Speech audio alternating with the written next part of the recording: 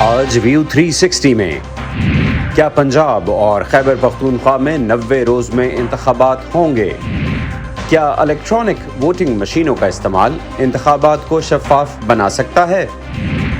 اور بھارت کے زیر انتظام کشمیر میں لیتھیم کے بڑے ذخائر کی دریافت۔ مجھے خوشی ہے کہ یہ ہمارے ملک کے لیے فائدہ مند چیز ہے، لیکن دوسری طرف میں اپنا گھر اور ہرے بھرے کھیتوں سے محروم ہونے پر اداس ہوں۔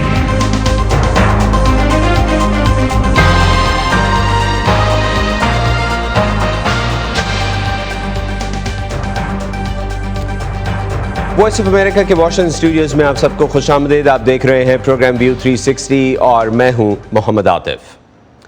پاکستان میں ایک مرتبہ پھر روپے کے مقابلے میں ڈالر کی قدر میں بڑا اضافہ ہوا ہے اور انٹر بینک میں ڈالر پاکستان کی تاریخ کی بلند ترین سطح پر پہنچ گیا ہے۔ جمعرات کو انٹر بینک میں ڈالر کے مقابلے میں روپے کی قدر میں 18.98 پیسے کی کمی آئی، جس کے بعد ایک ڈالر 285 روپے سے زیادہ کا ہو گیا ہے۔ اوپن مارکیٹ میں ڈالر کی قدر میں 21 روپے تک کا اضافہ ہوا ہے اور ایک امریکی ڈالر اوپن مارکیٹ میں 299 روپے تک ٹریڈ کر رہا ہے۔ دوسری جانب پاکستان کے مرکزی بینک نے جمعرات کو شرح سود میں 3% اضافہ کر دیا ہے، جس کے بعد شرح سود 20% ہو گئی ہے۔ یہ اضافہ ایسے وقت میں ہوا ہے جب ملک میں مہنگائی کی شرح 48 سال کی بلند ترین سطح پر ہے۔ فروری کے اختتام پر مہنگائی کی شرح سال بسال 31.5% کی بلند ترین سطح پر ریکارڈ کی گئی تھی۔ اسی بارے میں مزید بات کرتے ہیں کراچی میں، جہاں موجود ہیں ہمارے ساتھ ہمارے نمائندے محمد ثاقب۔ ثاقب، کیا وجہ بتائی جا رہی ہے ڈالر کی قیمت میں یکدم اضافے کی؟ عاطف، آج جو جمعرات کے روز ہم نے جو اضافہ دیکھا ہے وہ تقریباً 6% سے بھی زائد اضافہ ہے ایک امریکی ڈالر کی قیمت میں روپے کے مقابلے میں، اور یہ ایک بڑا اضافہ ہے۔ اور اس کے بعد امریکی ڈالر کی قیمت روپے کے مقابلے میں تاریخ کی بلند ترین سطح پر پہنچ چکی ہے، اور اس کو بھی ماہرین اسی کیپنگ سے ہی اس کا تعلق جوڑتے ہیں، جو کہ ہم نے دیکھا گزشتہ چند ماہ میں جو صورتحال رہی اور ڈالر کی قیمت کو 225 کے ارد گرد کیپ کر کے رکھا گیا، اور اس حوالے سے گورنمنٹ اور حکومت جو اور اسٹیٹ بینک ہے وہ ان کا موقف الگ ہے، تاہم ماہرین یہ کہتے ہیں کہ حکومت کی جانب سے جان بوجھ کر قیمت کو بڑھایا نہیں گیا۔ تاہم یہی صورتحال ہم نے دوبارہ دیکھا کہ جب ڈالر کی قیمت دوبارہ جم کر کے 275 پر آ گئی تھی فروری کے شروع میں، تو اس کو ایک دفعہ پھر 260 روپے کے ارد گرد رہا، اور اس کی اور باوجود اس کے کہ کوئی بڑا میجر انفلوز ہم نے نہیں دیکھے مارکیٹ جو یہاں پر آئے ہوں قومی خزانے میں، پاکستان کے قومی خزانے میں آئے ہوں، اس کے باوجود بھی ہم نے دیکھا کہ روپیہ مستحکم ہو رہا تھا اور ڈالر کی قیمت گر رہی تھی۔ تاہم اب ایک بار پھر جبکہ IMF کی جانب سے جو معاہدہ ہے اس کو حتمی شکل دی جانی ہے، تو اس وقت جو ہے ہم نے دیکھا ہے کہ آج ایک بار پھر بڑا جمپ دیکھا گیا اور 19 روپے سے بھی زائد کی کمی روپے کی قیمت میں دیکھی گئی، اور اب جو ہے مارکیٹ 285 روپے 9 پیسے۔ ثاقب، آج دیکھیے یہ جو اسٹیٹ بینک ہے اس نے 3% مزید اضافہ کر دیا ہے انٹرسٹ ریٹ میں، اور اب ٹوٹل انٹرسٹ ریٹ 20% پہ پہنچ گیا ہے۔ تو یہ بتائیے کہ اس کا کیا اثر ہے مارکیٹ پر؟ بزنسز کیا کہتے ہیں اس کے بارے میں، اور ایسا کیوں کیا گیا ہے؟ کیا ضروری تھا یہ کرنا؟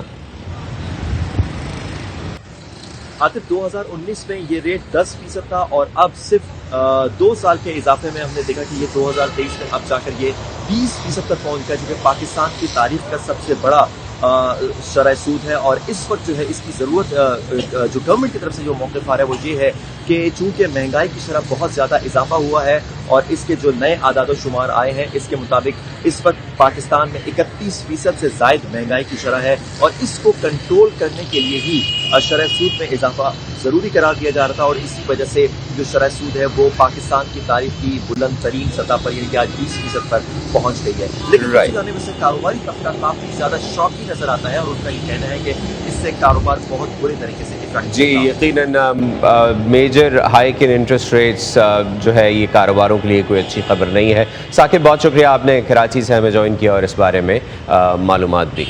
ایک اور جو بڑا ایشو ہے پاکستان میں وہ انتخابات ہیں، جس پر کل سپریم کورٹ کا فیصلہ بھی آ گیا کہ انتخابات 90 روز کے اندر ہونے ہیں، اور اب ہمیں دیکھنا ہے کہ اس کے لیے کیا تاریخ اناؤنس کی جاتی ہے۔ لیکن یہ سیاسی عدم استحکام کے باعث جو انتخابات ہیں ان کے ساتھ ایک اور چیز بھی جڑی ہوئی ہے، وہ یہ ہے کہ جس پہلو پر زیادہ دلچسپی دکھائی جا رہی ہے وہ ہے ان کا صاف اور شفاف ہونا۔ جہاں کچھ سیاسی حلقے شفافیت کے لیے الیکٹرانک ووٹنگ کو ضروری سمجھتے ہیں، وہیں بعض کو اس طریقے کی ووٹنگ پر اعتراض ہے۔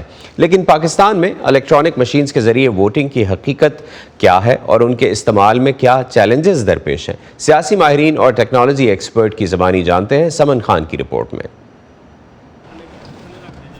پاکستان میں سال 2023 عام انتخابات کا سال ہے، لیکن کیا یہ انتخابات روایتی طریقے سے ہوں گے یا عوام EVM یعنی الیکٹرانک ووٹنگ مشینوں کے ذریعے حق کے رائے دہی کا استعمال کریں گے؟ اس میں سمجھنے کی بات یہ بھی ہے کہ شفافیت یقینی بنانے کے جس مقصد سے الیکٹرانک ووٹنگ کو پاکستان لانے پر غور کیا جا رہا ہے، کیا وہ اس مقصد پر پورا اترتی بھی ہے؟ احمد بلال محبوب پلڈیٹ نامی غیر جانب تھنک ٹینک کے سربراہ ہیں۔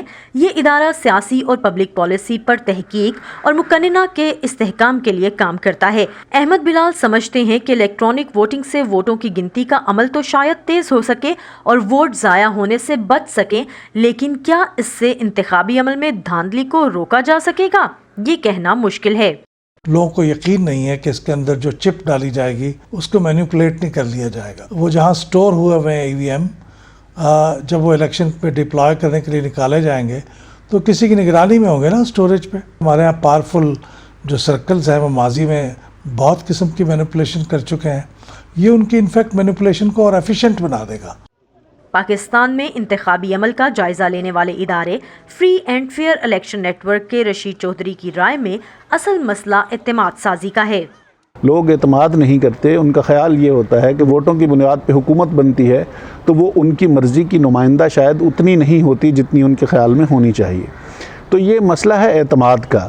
اب اعتماد کا نیم البدل مشین نہیں ہو سکتی۔ اگر مینول پروسیس پہ اعتماد نہیں ہے تو مشین بھی تو ظاہر ہے کسی نے چلانی ہے نا۔ ان ماہرین کے مطابق یہ تو طے ہے کہ سال 2023 کے عام انتخابات EVM ٹیکنالوجی کے تحت نہیں ہو سکتے، کیونکہ الیکٹرانک ووٹنگ کا بل گزشتہ حکومت نے منظور کیا تھا، لیکن موجودہ حکومت نے آ کر بل میں ترامیم کی اور الیکٹرانک ووٹنگ مشین کے استعمال کا قانون واپس لے لیا۔ سیکشن 103 اس کو چینج کر کے لکھ دیا گیا تھا کہ آئندہ عام انتخابات میں الیکٹرانک ووٹنگ مشین استعمال ہوگی، یہ بتائے بغیر کہ مشین کس طرح کی ہوگی، کون سے پروسیسز مشین پہ جائیں گے، کون سے پروسیسز مینول رہیں گے، تو وہ پورا ابہام تھا۔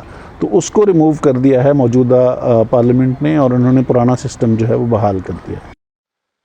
سیکیور الیکٹرانک ووٹنگ میں پوسٹ ڈاکٹریٹ کرنے والے National University of Sciences and Technology Islamabad کے اسسٹنٹ پروفیسر طاہا علی کہتے ہیں کہ اگر پاکستان میں الیکٹرانک ووٹنگ مشینیں حق رائے دہی کے لیے استعمال کی جاتی ہیں تو یہ بھارت اور برازیل کے بعد اس نوعیت کا دنیا کا تیسرا بڑا منصوبہ ہوگا، جس کے لیے تحقیق اور خاصا وقت درکار ہے۔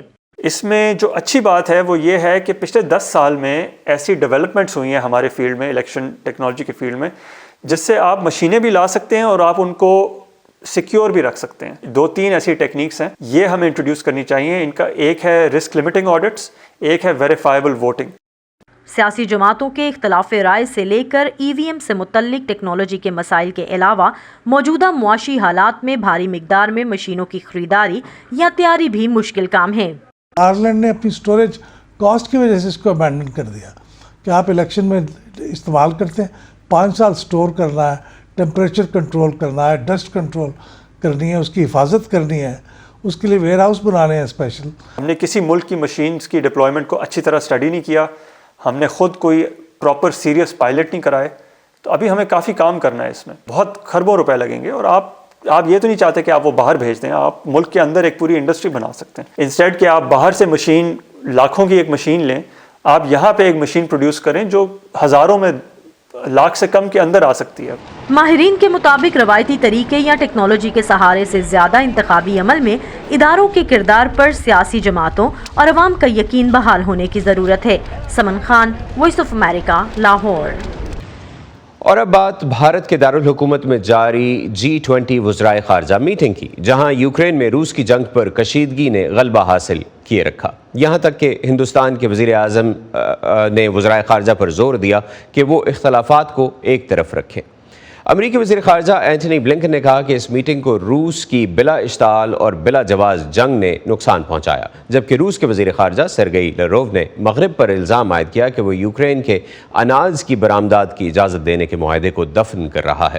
اس سے قبل نریندر مودی نے کہا تھا کہ میٹنگ کے شرکاء کی ذمہ داری ہے کہ وہ ترقی پذیر ملکوں کے لیے آسانیاں پیدا کرنے کی راہیں نکالیں۔ اسی بارے میں مزید بات کرنے کے لیے ہمارے ساتھ ہیں اسد مرزا صاحب، جو کہ فورن افیئرز کے تجزیہ کار ہیں، صحافی ہیں، ابھی بھی لکھتے ہیں، اسکائپ کے ذریعے ہمیں جوائن کر رہے ہیں۔ اسد صاحب، تھینک یو سو مچ۔ بظاہر بھارت کے وزیر اعظم نریندر مودی نے کوشش تو کی کہ دنیا کی یہ بڑی طاقتیں آپسی اختلافات کو ایک طرف رکھ کر کامن گراؤنڈز تلاش کرنے کی کوشش کریں اور جو ایشوز ہیں ترقی پذیر ملکوں پہ، ان پہ فوکس کیا جائے۔ آپ کو کیا لگتا ہے، کوئی کامیابی ملی ان کو؟ جی، نریندر مودی صاحب کے جو آج کا خطاب تھا وہ ایک ریکارڈڈ خطاب تھا، اور اس میں انہوں نے جیسے کہ آپ نے کہا کہ شرکا ممالک سے گزارش کی کہ وہ ایک کامن اپروچ اپنائیں، جو دوسرے ملٹی لیٹرل ایشوز ہیں، گلوبل ایشوز ہیں، ان کے اوپر وہ اتفاق رائے قائم کریں۔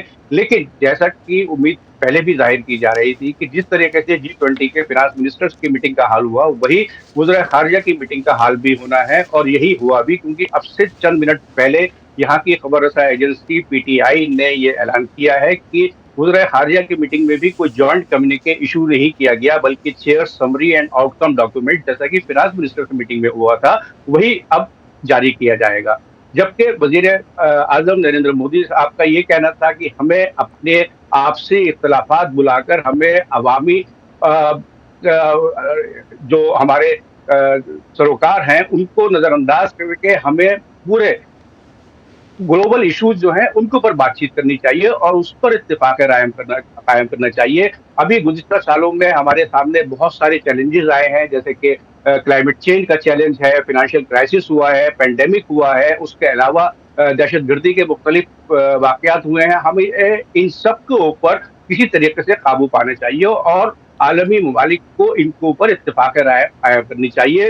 اور مسٹر مودی کا ساتھ ہی ساتھ یہ کہنا تھا کہ ملٹی لیٹرل یعنی کہ کثیر ملک کی جو میکینزم ہے پوری دنیا میں وہ ختم ہو گیا ہے، اور ساتھ ہی ساتھ انہوں نے یہ بھی کہا کہ جو ملٹی لیٹرل آرگنائزیشنز ہیں وہ بھی ایک طریقے سے ہمیں بالکل فعال کردار ادا کرتی نظر نہیں آ رہی ہیں، اور وہ بھی لگتا ہے کہ فیل ہو چکی ہیں۔ تو ایک طریقے سے نریندر مودی نے جہاں ملٹی لیٹرلزم کی تنقید کی، وہی انہوں نے کہا کہ ملٹی لیٹرلزم اگر ختم ہو رہا ہے تو ہمیں گلوبل ساؤتھ کی ایک طرح سے کام کرنا چاہیے، ساؤتھ ویسٹرن نیشنز کے ساتھ میں اتفاق رائے قائم کرنا چاہیے۔ جو ڈیولپنگ کنٹریز یا انڈر ڈیولپڈ کنٹریز کے جو ایشوز ہیں اس کو ڈیولپنگ کنٹریز کو جی، اور یہی میں آپ سے جاننا بھی چاہتا ہوں کہ اس میٹنگ کو یا اس صدارت کو استعمال کرتے ہوئے بھارت نے گلوبل ساؤتھ کے لیے کیا میسج دیا ہے، گلوبل ساؤتھ کی طرف سے کیا میسج دیا ہے، اور مشرق کو بھارت کی اس صدارت کا کیا فائدہ ہوگا، مغرب اور یورپ کو کیا پیغام دیا ہے بھارت نے؟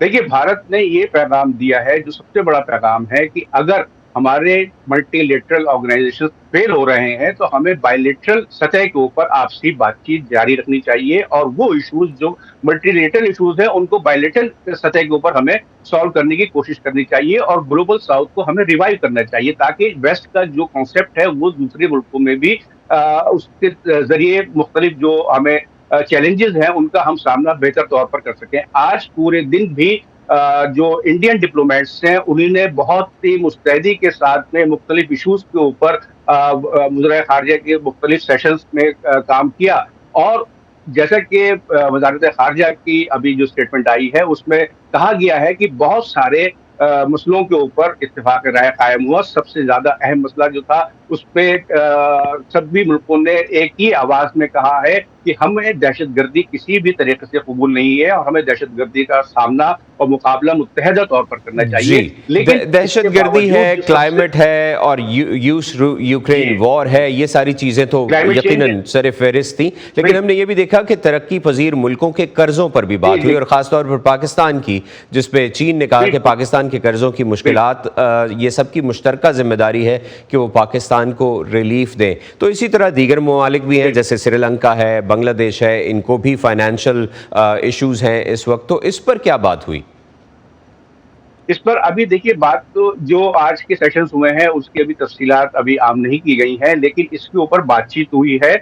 ہاں, وزیر خارجہ جے شنکر نے کہا ہے کہ بہت سارے مسئلوں پر ہم نے اتفاق رائے قائم کیا ہے, ہم نے کچھ مثبت فیصلے بھی کیے ہیں, اور ہم نے آگے کی راہ جو ہے, آگے کی راہ کی نشاندہی کی ہے کہ ہم کس طریقے سے علاقائی سطح کے اوپر جو چیلنجز ہمارے سامنے ہیں ہم ان کا مقابلہ بہتر طور پر کر سکتے ہیں. تو اسد مرزا صاحب, میں معذرت چاہتا ہوں, ہمارے اس سیگمنٹ کا وقت یہیں ختم ہو رہا ہے. آپ نے ہمیں وقت دیا اور بہت ہی اہم معلومات ہمارے دیکھنے والوں کے ساتھ شیئر کی. Thank you very much for being with us. شکریہ.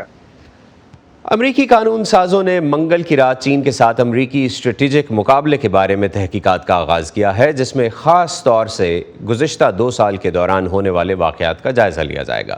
کانگریس کی سماعتوں کے دوران انسانی حقوق کی چینی کارکن اور قومی سلامتی کے سابق مشیر بھی گواہی کے لیے پیش ہوں گے. اس کمیٹی کے متعدد اراکین نے وائس آف امریکہ سے ایسے امور پر بات کی جن کے بارے میں وہ چاہتے ہیں کہ وہ تحقیقات میں شامل کیے جائیں. تفصیلات اس رپورٹ میں. امریکہ کی جانب سے جنوبی کیرولائنا کے ساحل کے قریب چین کا ایک جاسوس غبارہ مار گرائے جانے کے صرف چند ہفتے بعد قانون سازوں نے دونوں ملکوں کے درمیان اسٹریٹجک معاملات میں مقابلے کی ایک تفصیلی تحقیقات کا آغاز کیا. This is an existential struggle. یہ 21ویں صدی میں ہماری زندگیوں اور ہمارے وجود کے بارے میں ہے, اور انتہائی بنیادی آزادیاں داؤ پر ہیں. چینی کمیونسٹ پارٹی کی پوری توجہ مستقبل میں ایک ایسی دنیا کے تصور پر مرکوز ہے جو مطلق العنان ٹیکنوکریٹس نگران حکومتوں سے بھری ہو, جہاں انسانی حقوق پارٹی کی خواہشات کے تابع ہوں. کانگریس کے رکن مائک گیلگر اس 24 رکنی کمیٹی کی قیادت کریں گے, جس کے بارے میں بہت سے اراکین کا کہنا ہے کہ اسے غیر جانبدار تعاون کا ایک ماڈل ہونا چاہیے. ہمیں یہ تسلیم کرنا چاہیے کہ چین کی کمیونسٹ پارٹی چاہتی ہے کہ ہم جھگڑالو, متعصب اور عدم روادار بنیں. در حقیقت سی سی پی اس کی امید کرتی ہے, لیکن انہیں یہ علم نہیں ہے کہ ہمارے نقطہ نظر اور پس منظر کا تنوع امریکہ کے عملی نظام کی کوئی خرابی نہیں ہے, یہ ہماری طاقت ہے. لیکن قانون سازوں نے ٹرمپ کے قومی سلامتی کے سابق مشیروں کے یہ انتباہ سنے ہیں کہ امریکہ کو کوئی بنیاد تشکیل دینی چاہیے. امریکہ اور آزاد دنیا کے دوسرے ملکوں نے سرمایہ اور ٹیکنالوجی ایک اسٹریٹجک مد مقابل کو منتقل کر کے مسابقتی فوائد کے خاتمے کی توثیق کی ہے. اس سال کے شروع میں صدر جو بائیڈن نے زور دے کر کہا کہ امریکہ کا چین کے ساتھ مقابلہ ہے, تنازع نہیں. لیکن ماہرین کہتے ہیں بیجنگ کا نقطۂ نظر یہ نہیں ہے. بیجنگ کے ارادوں کے بارے میں بیوقوف بننے کا واقعی اب کوئی جواز نہیں ہے. چیئرمین جی کے عوامی سطح پر دیے گئے بیانات کی فہرست بہت طویل ہے, اور ان کی حکومت کے مجموعی شرمناک اقدامات کا اس وقت غلط مفہوم نہیں لیا جانا چاہیے. کمیٹی کے وسیع پیمانے پر تحقیقات سے سیکیورٹی خطرات کے بارے میں نئے نقطۂ نظر سامنے آئیں گے. کانگریس کے رکن ڈین نیو ہاؤس نے وی او اے کو بتایا کہ انہیں چینیوں کی جانب سے امریکہ کے زرعی علاقوں میں رقبے کی خریداری پر تشویش ہے. کیا آپ ہماری خوراک کی فراہمی کے نظام میں اس سے زیادہ کسی اور غیر یقینی صورتحال کا تصور کر سکتے ہیں؟ سپلائی چین میں شاید یہی ایک کڑی جس پر تنازع کی صورت میں کسی ایسے شخص کا کنٹرول ہو جائے جو ہمارا دوست نہ ہو. کمیٹی کے ارکان نے وی او اے کو بتایا کہ جاسوسی غبارہ سیکیورٹی کے خطرے کا صرف ایک چھوٹا سا حصہ ہے. امریکی فی الواقع ہر روز فون پر اپنی گفتگو میں اس پر بات کرتے ہیں, اور یہ کہ خطرہ یہی ختم نہیں ہوتا. چین ایک بہت بڑا فوجی خطرہ ہے, ان کی بحریہ زیادہ بڑی ہے, اور بہت سے لوگوں کا کہنا ہے کہ وہ امریکی بحریہ سے زیادہ طاقتور ہے. ان کے پاس امریکہ سے زیادہ بین البراعظمی بیلسٹک میزائل لانچز ہیں. ان کی صلاحیتیں اور ہائپر سونک جیسی چیزیں امریکہ کے مقابلے میں کہیں بہتر ہیں۔ ایوان کی خارجہ امور کی کمیٹی ایسے بل پر کام کر رہی ہے جس کے تحت بائیڈن چین کے زیر ملکیت سوشل میڈیا ایپ ٹک ٹاک پر امریکہ میں پابندی لگا سکیں گے۔ کیتھرین جپسن کے ساتھ صبا شاہ خان، وائس آف امریکہ۔ اور اب سیکیورٹی سے بڑھتے ہیں ٹیکنالوجی کی طرف۔ الیکٹرک گاڑیوں کی بیٹری میں استعمال ہونے والی قدرتی دھات لیتھیم پیدا کرنے والے بڑے ممالک آسٹریلیا، چلی، چین اور ارجنٹینا ہیں، لیکن اب بھارت نے اعلان کیا ہے کہ اسے اپنے زیر انتظام جموں و کشمیر کے ضلع ریاسی کے ایک گاؤں کے ارد گرد تقریباً 60 لاکھ میٹرک ٹن لیتھیم سے بھرپور بائی آکسائڈ یا خام ایلومینیم کا ذخیرہ ملا ہے۔ یہ اعلان جہاں ایک طرف بہت سے مقامی لوگوں کے لیے ایک نعمت ہوگی، وہیں اس سے بھارت کو ملک میں الیکٹرک گاڑیوں کی صنعت میں مزید ترقی کی امید ہے۔ ایک کاشتکار اور part time commercial photographer Maheshwar Singh نے جموں کشمیر میں ضلع ریاسی کے گاؤں سلال میں اینٹوں اور سیمنٹ سے گھر تعمیر کرنے کا خواب دیکھا تھا، لیکن حکومت کے اس اعلان نے کہ ان کے گاؤں میں لیتھیم سے بھرپور خام ایلومینیم کے ذخائر کی دریافت کا دعویٰ کیا گیا ہے، ان کی خوشیوں پر پانی پھیر دیا ہے، کیونکہ ان کا گاؤں اس علاقے میں واقع ہے جہاں باکسائٹ وافر مقدار میں ہے، اس لیے انہیں وہاں سے کہیں اور منتقل ہونا پڑے گا۔ بھارت کی کانکنی کے شعبے کی وزارت کے زیر اہتمام متنازع ہندو اکثریتی مالیائی علاقے میں تقریباً 60 لاکھ میٹرک ٹن خام دھات کی یہ دریافت، جس میں خام لوہے کے مرکبات موجود نہیں ہیں، جیولوجیکل سروے آف انڈیا کی 4 سال کی تحقیق پر مبنی تھی۔ جو بھی جی ایس آئی نے اناؤنس کیا ہے، جی ایس آئی نے میڈیا کے ذریعے جو بھی اعلان کیا ہے، میں اس کے بارے میں زیادہ نہیں جانتا۔ مجھے خوشی ہے کہ یہ ہمارے ملک کے لیے فائدہ مند چیز ہے، لیکن دوسری طرف میں اپنا گھر اور ہرے بھرے کھیتوں سے محروم ہونے پر اداس ہوں۔ مارکیٹ میں بڑھتی ہوئی مانگ کی وجہ سے ان ذخائر کی دریافت پر ملک بھر میں 1 ارب سے زیادہ لوگوں نے خوشی کا اظہار کیا، کیونکہ اس دھات کو موبائل فونز، لیپ ٹاپس اور الیکٹرک گاڑیوں کی بیٹریز میں استعمال کیا جاتا ہے۔ بھارت الکلی دھات کو آسٹریلیا اور ارجنٹینا سے درآمد کرتا تھا، لیکن ملک میں لیتھیم کے ذخائر کی پہلی دریافت اسے بیٹری کی تیاری میں خود کفیل کر دے گی۔ لیتھیم مستقبل کی ایک دھات ہے اور اسے الیکٹرک گاڑیوں اور دوسری چیزیں بنانے کے لیے استعمال کیا جا رہا ہے۔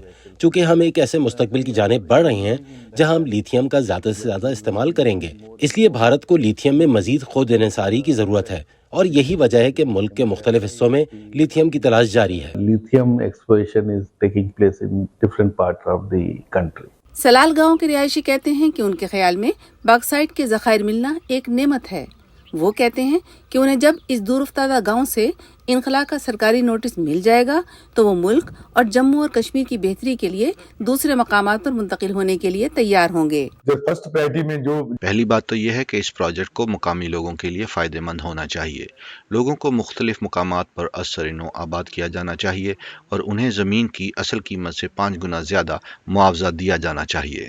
معاوضے کی ادائیگی کی کارروائی ابھی تک شروع نہیں ہوئی ہے، لیکن توقع ہے کہ باکسائٹ کے ذخیروں کی نیلامی کے بعد یہ عمل شروع ہو جائے گا۔ ماحول کے لیے کام کرنے والے سرگرم کارکن علاقے میں سخت چٹانوں سے لیتھیم نکالنے اور اسے صاف کرنے کے طریقہ کار کے بارے میں مختلف آراء رکھتے ہیں۔ ان کا کہنا ہے کہ یہ کارروائی ماحول دوست نہیں ہے اور اس سے پانی کی قلت پیدا ہو سکتی ہے۔